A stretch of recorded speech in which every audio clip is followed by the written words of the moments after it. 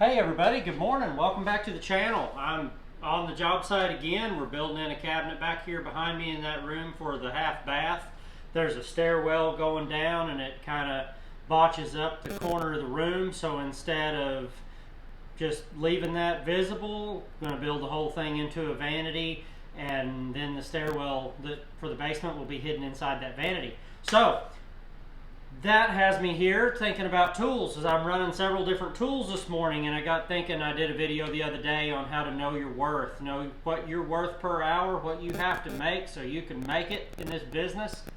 And today I want to talk a little bit about tools. What you see me using, what you should be using, and how to make these work with your business. This is not a talk about tools specifically as in this one's better than another one. This is a business talk. This is about what can your business afford to run to get maximum productivity, maximum work done out of every hour, deliver the best value to the customer in the least amount of time with the highest quality possible. And to make all of those pieces of the puzzle come together, you need to be using the right equipment. But what is the right equipment? Well, it depends on the stage your business is in, honestly, as well as what type of work you perform. If you're like me, you do full home remodels continually, the line of tools you're going to need is incredibly big. That's why people ask me all the time, you've got trailers of tools and a shop of tools and job site tools and tools in the bed and a whole back seat, on and on and on, tons of tools. It's because I do everything on a house. And I would not really advise that when you're starting out, but you know, it is a whole lot more fun because you don't have to do the same thing every single day. A lot of days is different for every single day. Sometimes you don't even do the same thing after lunch that you did that morning. But when you start your business out, cash flow is typically a lot lower. We talked about this in the other video here on knowing your worth. If you're just starting out and you don't know what you're doing and you figure that your hourly, you want to make yourself $25 an hour after expenses, and you figure that your vehicle and everything else, your insurance, your bonding, your everything to get yourself going is going to cost you somewhere, another say $20 an hour. So now you're at 45. And I'm going to turn this air conditioner off so it's not affecting my sound here. But if you do that and you discover that you need to be right at $50 an hour for your business starting out because your tool budget is a whole lot smaller. You're only going to do, maybe you're only going to do sheetrock, and so you need that specific line of tools. Maybe you're going to do just cabinetry and built-ins, and you know what that specific line of tools is going to cost you. Then you don't need plumbing tools, and you don't need drywall tools and everything because you're doing cabinetry. You can streamline your business and get it to where this doesn't require nearly as many tools as it does for someone like me. The best thing I've done is to just watch reviews and learn what tools are the most reliable. It does not have to be the most expensive tool made to be the most reliable. A lot of times though, it is true you get what you pay for. However, if you can't make the money yet on the jobs to afford the tools, then you don't need to be buying that grade of tool. You have to buy something to get yourself started. So my advice there is to pick a large platform. I'm not going to say amazing things about Milwaukee yet. I just bought my first one this last week. But like I say, I believe their platform is probably one of the largest. DeWalt, huge platform of tools. You can get everything. Same thing with the Milwaukees there. You get into more specialized things like Festool that I really love. They're more of a specific, most of their things are designed toward woodworking. They do make other tools as well, and they're expanding this year especially. But if you're not into this battery platform, it doesn't make sense for you to invest in DeWalt and Festool and Milwaukee and Rigid and on, because then you're going to have so many batteries to get this thing going. You need enough to run every single tool, and now all your Rigid batteries are dead this morning, and you don't have that circular saw in a DeWalt, so the batteries won't work, and now you have problems like that on the job. Later on, you will want to pick the tools that run the best, which is why I have so many at this point. You have to keep your lines where you can afford them there.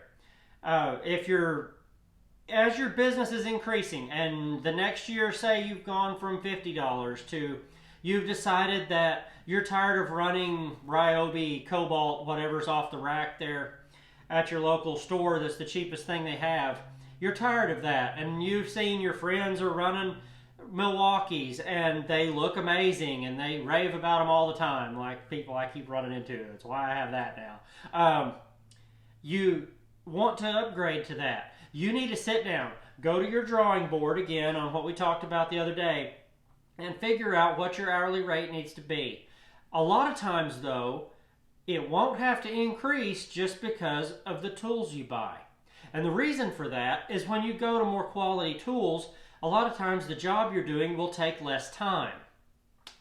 That saves you money, saves you time and money, saves your customer time and money as well. Because now that cabinet that you were building or finishing out that was taking you 6 to 8 hours to do, you're now knocking it out in 3 to 4 because your sanders are better, your saws are better, your accuracy, you're able to get it on the first time. You're not getting anything wrong anymore because your tools are on point. Whatever brand they are, once you find the ones you really love, or you watch enough YouTube like I do to see what other people's opinions on things are, you can end up saving so much time that, say, if I'm at $100 an hour, which is what we were talking about the other day, with all my expenses together, that's not actually pushed that much higher to that number because of tools. The deal is I can actually bring home more money now because the cabinet I was making, say, at $50 an hour that's taken me 8 hours to build it, and now I can build it in 4 with my better quality tools.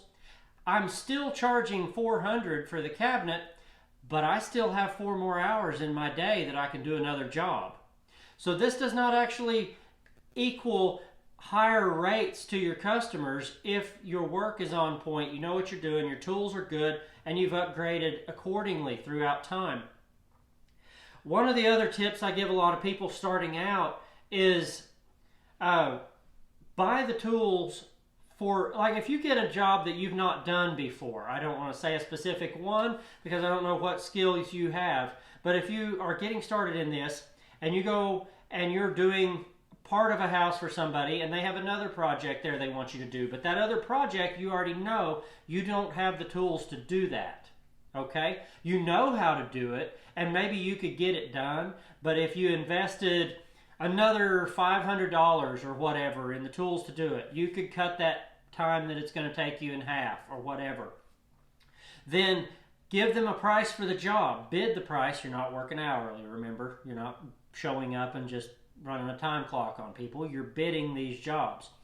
Bid that job for how long it will take you to do it, but don't buy the tools you need until you get the deposit for that job.